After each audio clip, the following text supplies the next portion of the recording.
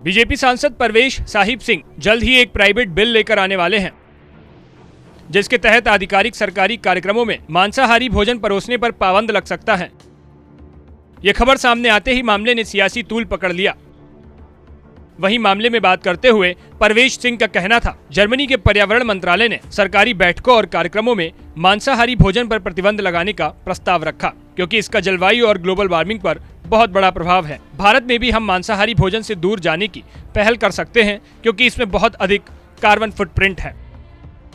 इतना ही नहीं, बिल का समर्थन करते हुए आगे बीजेपी सांसद ने अपना पक्ष रखा और बिल के समर्थन में कहा, बिल आम लोगों के लिए मांसाहारी भोजन पर पूर्ण प्रतिबंध की मांग नहीं करता, लेकिन कम से कम सरकार की ओर से हम स्थायी खाद्य प्रणाली और जलवायु अनुकूल जीवन शैली की दिशा में एक कदम बढ़ा सकते हैं।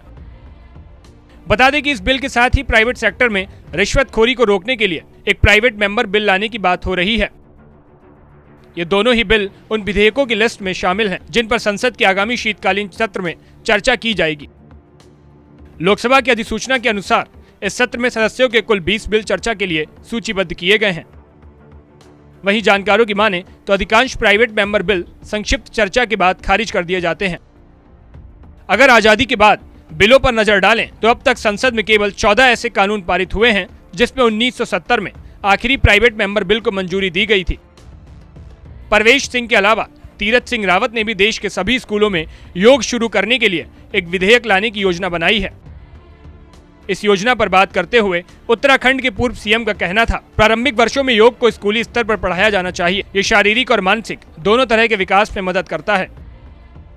वहीं बीजेपी सांसद के अलावा कांग्रेस विधायक डीन कुरियाकोस भी वन्यजीव मुठभेड़ों के पीड़ितों को मुआवजे का भुगतान विधेयक लाने की तैयारी में हैं। इन सभी 20 विधेयकों पर संसद के आगामी शीतकालीन सत्र में चर्चा की जाएगी।